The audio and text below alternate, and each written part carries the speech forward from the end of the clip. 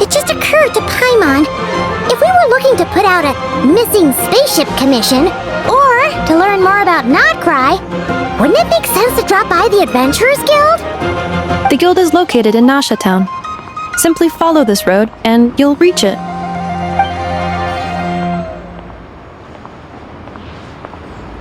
Huh? What in Teyvat is that? Looks kinda like a Sealy floating around. That is a Kuhenki, a species unique to the land of Nod-Krai. A Kuhenki? Does she have something to do with the moon, too? Indeed it does. According to the Frost Moon Scions, the indigenous inhabitants of this land, the Kuhenki, are said to be familiars of the moon goddess, leading those who walk in the moonlight's glow to things of great importance. The moon goddess?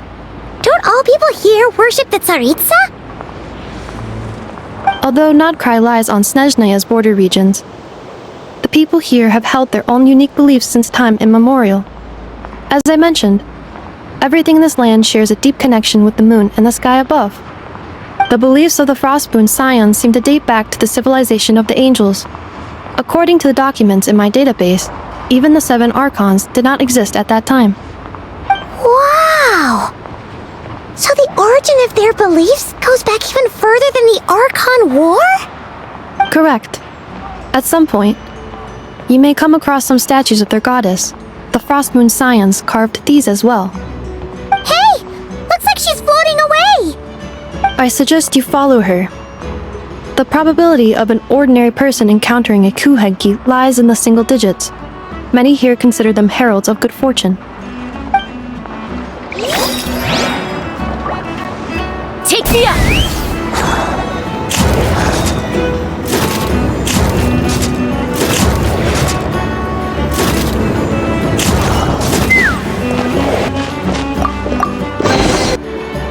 Is this a travel guide? Huh, it actually led us to something useful. Are there any particular points of interest? Oh, it all looks pretty interesting to Paimon. If we have time, she'd love to see... Recalibrating route. If we keep following the current path, we will arrive at an area of scenic beauty.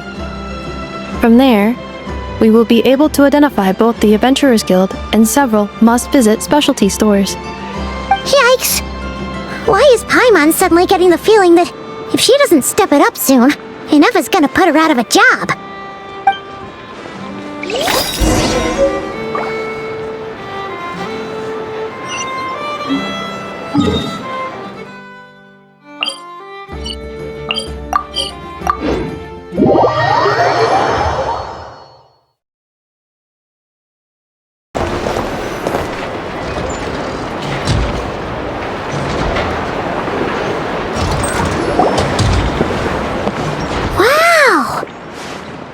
Town actually looks pretty big from here. Which aspects in particular deviated from your expectations? Well, Paimon keeps hearing people describe Nod-Krai as an adventurer's paradise. So she kind of thought it'd be a bit more picture perfect somehow. According to legend, there was indeed an era of peace in Nod-Krai's past, the age of the Fae. Tales of those ancient heroes are still told today. One of the most well-known is that of the Lantern Fae. This individual performed many good deeds for Nod-Krai. The present-day Lightkeeper's nightly lantern patrols are, in part, a tribute to their memory. But then, one day... What happened? There came a devastating abyssal calamity that swept across Nod-Krai, and for a time it was left desolate. Heartbroken by what had become of the land they had so cherished, that Fae extinguished their light, just as the abyss had extinguished all hope. Nowadays, the paradise people speak of is more of an aspiration, or an irony, perhaps. An irony? Today, no official authority governs Nod-Krai. In theory, at least, it is somewhere a person can do whatever they wish. The Adventurers Guild is just over there, in Nasha Town's central plaza, and the flagship tavern is over that way. Hey, what's that something over there. You know, That is Aino's Boom and Blast Kuvaki energy cannon. It gets activated when the wild hunt threat level outside Nasha Town reaches a certain threshold. But according to the scan I just ran, the energy cannon appears to be malfunctioning, likely due to a recent discharge. the wild hunt? Isn't that the abyssal calamity you mentioned that's specific to Nod-Krai? It is a phenomenon that has been occurring for several centuries now. Yet the time and location of wild hunt attacks are seemingly random. At first, it was more of an old wives' tale that adults used to scare children. If you don't start behaving, kid, some night, the wild hunt's gonna come for you. Listen, do you hear that? That weeping in the fog?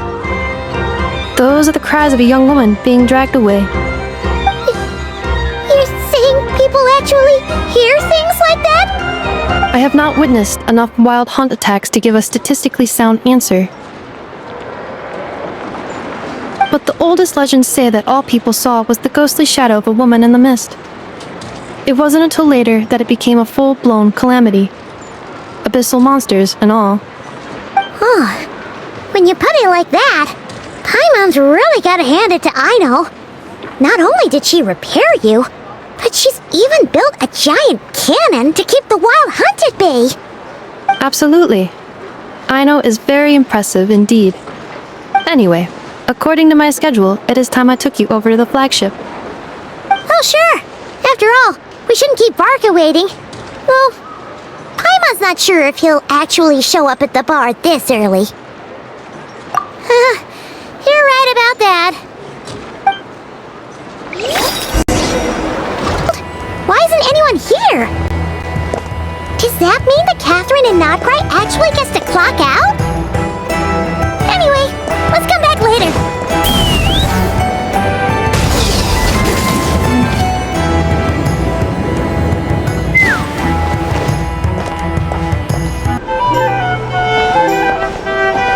Here we are, the flagship. Varka told us to meet him here in his letter, right? Let's see. Varka?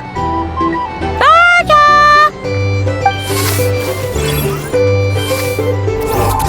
No matches, I identified. Huh. So he isn't here after all. Oh, guess we never did actually say we'd be arriving today. Hey, why don't we go ask the owner? If what they say is true, Varka's drinking prowess must have left quite the impression.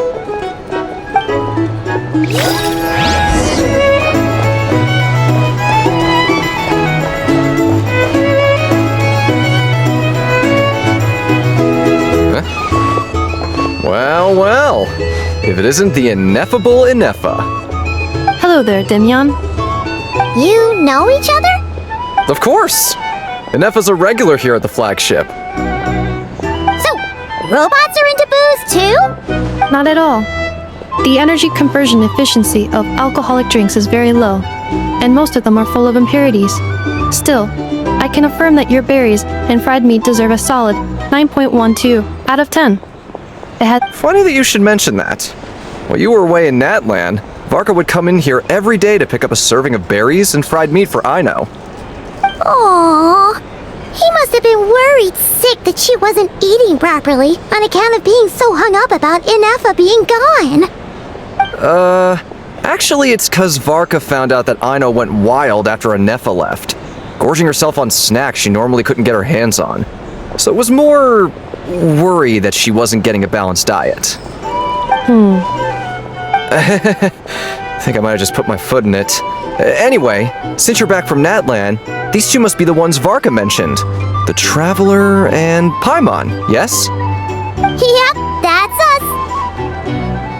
So, from the sounds of it, you must be a close friend of Varka's too. Varka? Goes without saying. After all, he's the only one around here who's ever managed to stay standing after 10 rounds of the roulette special. Paimon can't believe he's made such a name for himself. Though, guess it's hardly surprising how. Right now? Must be somewhere near Anvantinyarvi. That's quite far from here. Huh? Where's that? It's a lake in the northern part of Nod-Krai. Word reached him of trouble brewing around those parts, so he took his knights to check it out. Oh. So, we missed him? Varka knew you'd say that. So he specifically told me to make sure you stayed here and enjoyed yourselves. He sends his assurances that everything's under control. Well, if he's that confident, guess our only option is to accept. Anyway, it's not like there's any special cause for concern. He is the Grand Master, after all. Exactly. Plus, not only has he booked you into our finest room, he's paid for it in advance, too. Whoa! It's so generous of him! We might not have met yet, but Paimon's got a feeling that we'll get along with Varka like a house on fire. Oh, and by the way, he also asked me to serve up a portion of berries and fried meat for Anefa. That was prepaid as well. Thank you. No, thank you. I'm the one who should be grateful for your business. Traveler, Paimon, why don't you go ahead and drop off your luggage? I can use this time to go pick up some components that Aino asked me to bring back. Sure thing. Besides, now that we've got ourselves a map, once we're done unpacking, we might as well go for a stroll ourselves. Why don't we meet up again later? Oh. So you no longer require navigational assistance? No worries, we should be fine. We've got a rough idea of our way around town, so Paimon's reasonably confident we shouldn't get too lost. Thank you. This translates into an approximate time saving of 30%, meaning I will be able to see Aino about 45 minutes earlier than previously projected. Oh, right. You must miss her a lot, too. In that case, we better get a move on.